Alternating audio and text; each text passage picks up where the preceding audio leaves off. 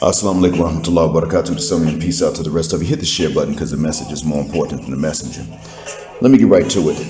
Mr. Holleman is going through a reverse process that I've seen play out before. I want y'all to notice that now all of a sudden all the gynocrat goons and mandingos are joining the gynocrats and the mams and saying that he's on the spectrum and he's socially awkward and this sort of thing. And you know what? If he is, it's probably 1 or 2%.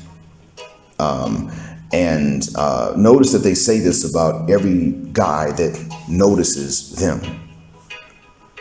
Now, I may actually be on the spectrum. I may not. What I want y'all to understand is that when you start to notice these things and these patterns is when they start to use that as a way to discredit you. And now they want to discredit him because he's talked about what's plain and open and obvious in front of all of us. Now, when I was coming up 3 decades and some change ago, I got started, I began to notice that I was given this treatment. That I was the unselected, not even unselected, but anti-selected. I began to notice that easily. And the reason I could see that play out so easily was that, frankly, there was a gap in between how I and the others were treated. But also, nobody was honest about what was really going on. And so, therefore, I was led to believe that there was a wider gap than what there really was. But there was a gap that was obvious. And I was able to confirm it later. Now, this is coming up in my age group. And it ain't gotten nothing but worse since then from what everyone is saying. Even from what the ladies are saying is worse. Now, when I went 3 years without a fight, I then had to make up for it by having 3 fights in 1 year. And each time I fought, it seemed like I had more options. And by the 3rd time, I said, okay, this is not a coincidence. This is a pattern. That means these broads like knuckles. So I pretty much looked at them and I said, they're animals. That's what they are. They're choosing based on this. I don't want to hear about their rights. They're animals. Before the fights, before I was knuckling up on dudes and winning, everything I said was interpreted in the worst possible manner. And to be honest with you, even after the fights, some of them still stayed on that course. And I look at them and even to this day, I can't respect them. But I'm seeing that this is something that's played out. A lot of you have had to deal with this. Now, the difference is that I would see that other guys had to deal with this in arguments with these broad, whereas in my case, I didn't necessarily have to start an argument. I could be having a conversation, had nothing to do with them, and they just feel free to butt in with their negative interpretations. But I want you to notice one way that you can tell when someone is anti-selected, not just unselected. You can be invisible and be unselected. He can't be invisible. He is now anti-selected, which you can tell because whoever is seen around him gets questioned. And they go after them. Even the traditional ones in Brazil that were not against him and actually rocked with him changed their minds after a while. Do you think they really hated him? No, that's not what it is. What it was is that they didn't want that kind of social pressure. And traditional non-hyenas can feel that pressure and succumb to it. And that's what I wanted you all to understand. You ain't got to be a hyena to feel that kind of pressure.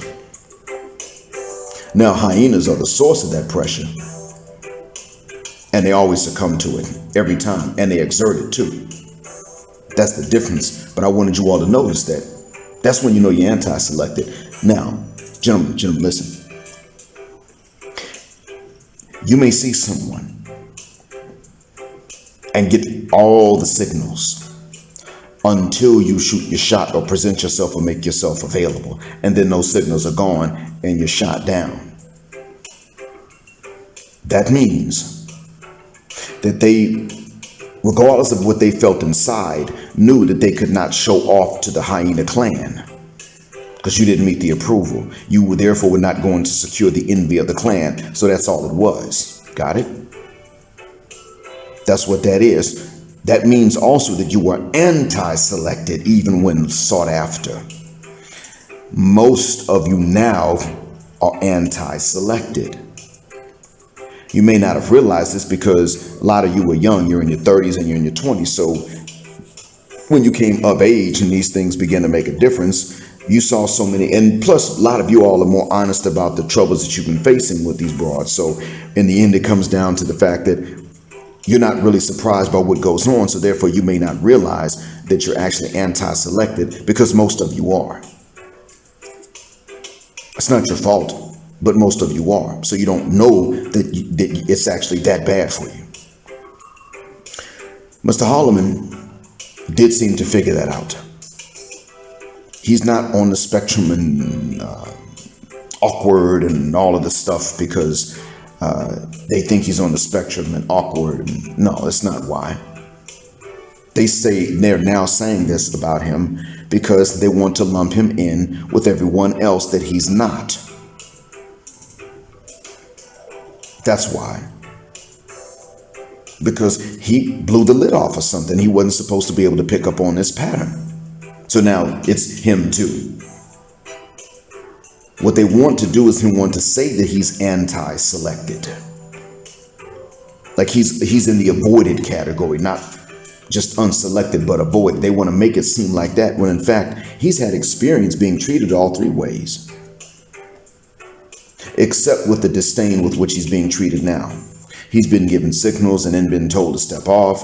All these things, he's been given signals and then been taken in, so to speak, been given a stamp of approval. But now he's getting the anti-select treatment, the avoided treatment, because he has figured it out and he's pulled the lid off and shown you what's really cooking. He has said, this is what's really happening there versus over here. I would not have blown up the spot like he did. I would have been a bit more careful in how I worded things. But to be honest with you, I have decades of experience on him in that. I mean, I'm already almost twice his age, and then to be honest with you, by the time he was born, I already had a decade of experience because, frankly, I had to. Experience with how you carefully word these things, how you fly under the radar, because you're not taken in as an incoming civilian passenger flight. You're taken in as a hostile enemy flight, an enemy fighter jet. And that's the only way that the radar can pick you up. So I had experience with that. He didn't have experience with that because he didn't have to carefully word everything he said, because he was one of those guys that was not hyper scrutinized. So therefore, the worst and most negative interpretation to everything he said was not applied to what he said initially. Most of us came up where it was.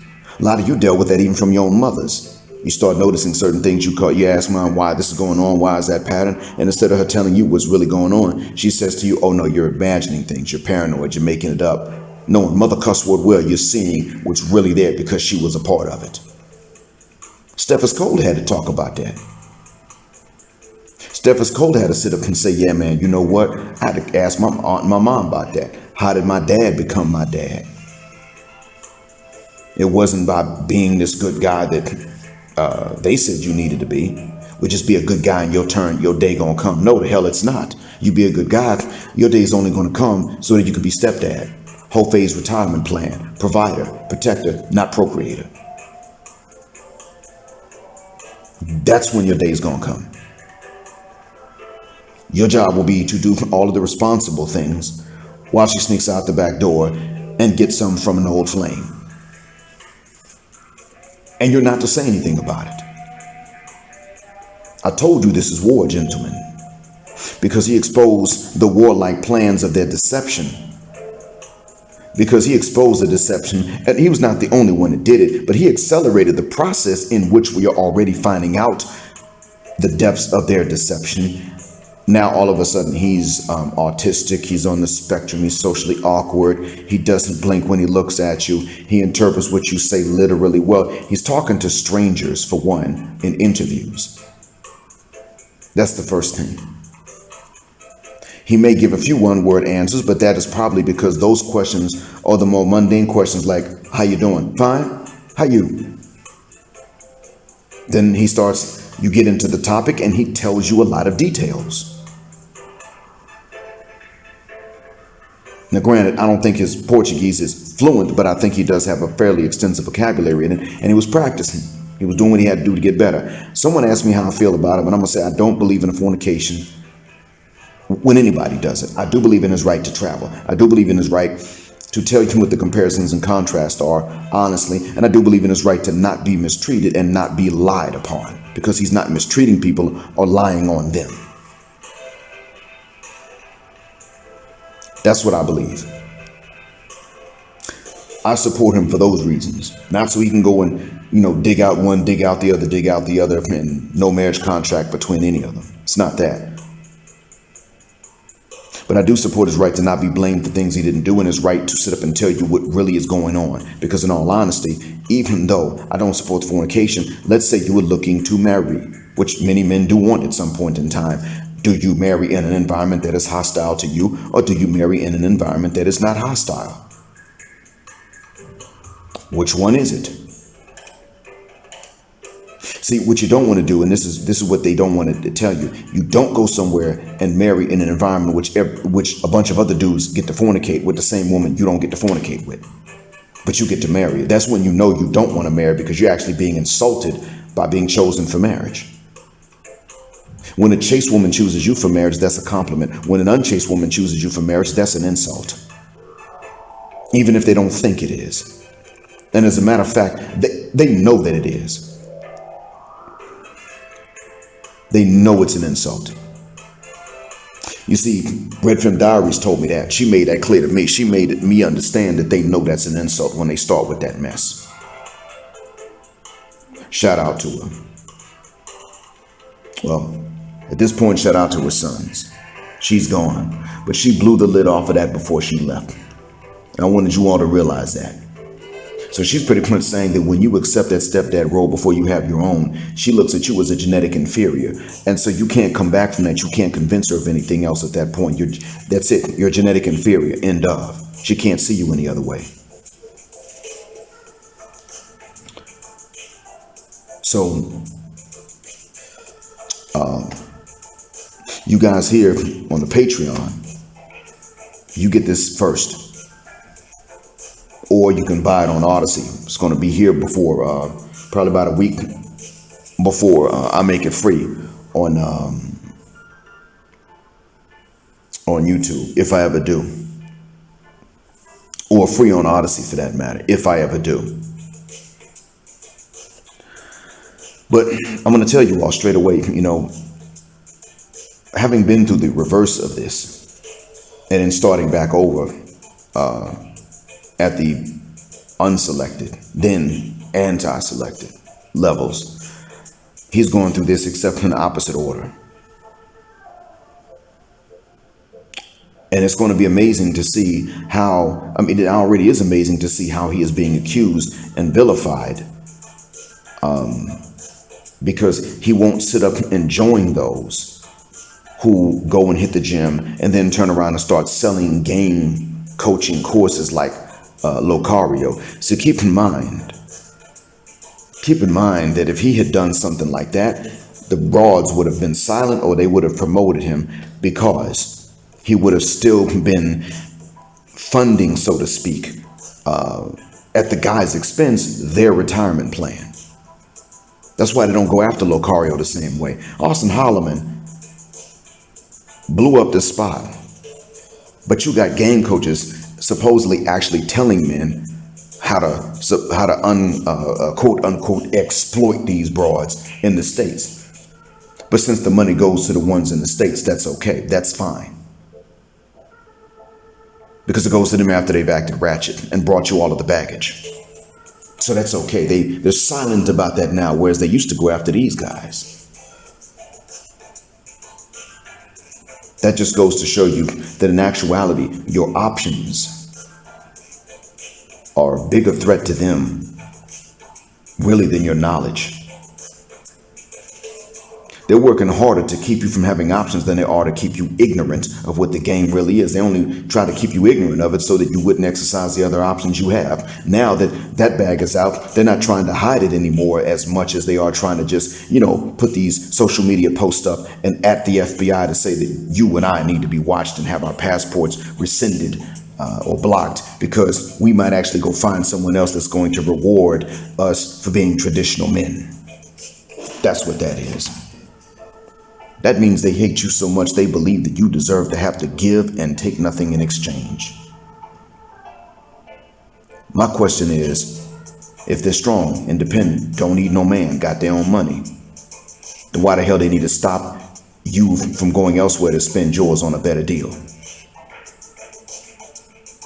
At that point, there are only two possibilities left, and I think it's both. One, they hate you. Two, they ain't that strong and independent.